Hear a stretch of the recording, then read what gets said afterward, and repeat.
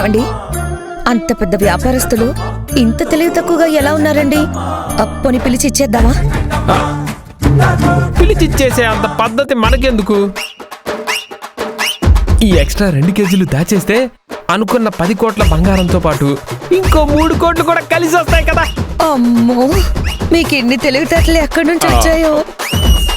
నాలో తెలివితేటలు కుప్పలు తెప్పలుగా ఉన్నాయి. మీరే గుర్తించకుండా అపహాస్యం చేసి ఆటలు అరటిపండ్లా తీసి పారేస్తున్నారు.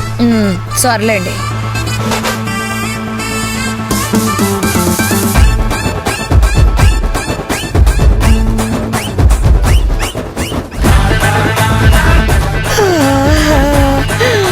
చూసారా, ఇది కూడా మనకి బోనస్. మనకి కాలం మరీ ఇంతగా కలిసి వస్తుందని అస్సలు అనుకోలేదండి. వజ్రంతో కలిసి వచ్చిన కాలం అదృష్టంలా మనకంటుకుంది. ఏమండి, ఇది ఎంచక్కా హారంలో పొదిగి నా మెళ్ళో పడితే ఇంకా బాగుంటుంది కదా. బుజ్జిమొండ.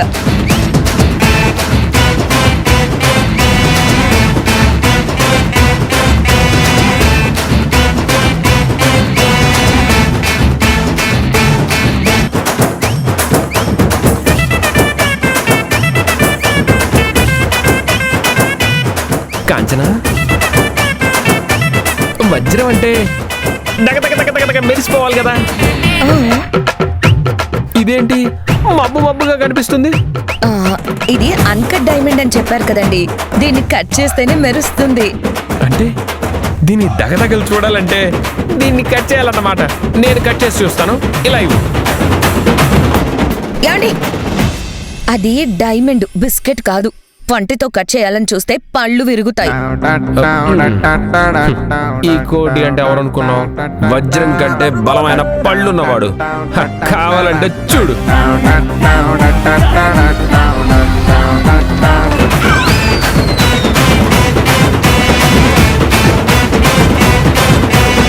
విరిగాయ పళ్ళు? మంచిగా అయిందా?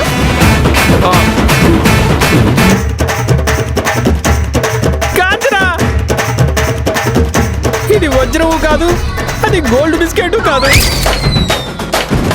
ఇది పటిక బెల్లం. కాంచనా, ఏంటి పటిక బెల్లమా?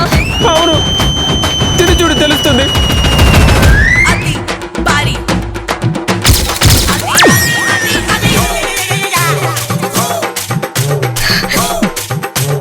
ఏమండి, నిజమేనండి, ఇది పటిక బెల్లమే. అయ్యో బాబోయ్, వజ్రం పటిక బెల్లం అయిందంటే బంగారం మగ్గబట్టవదు కదా. చూడండి.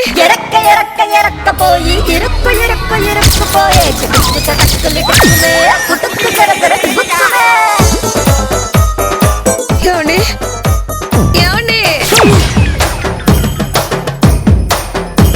కాంచనా, బంగారం మగ్గబట్ట అవ్వలేదు కానీ బంగారం రంగులో ఉన్న చాక్లెట్ ఇది.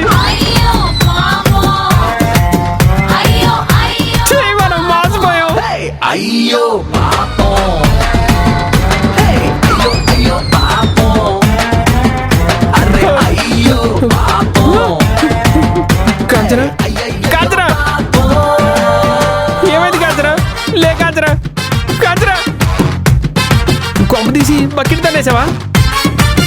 బంగారం పోతే కొనుక్కోవచ్చు, నువ్వు పోతే తిరిగి రావు. కాంచనా, లే కాంచనా, కాంచనా.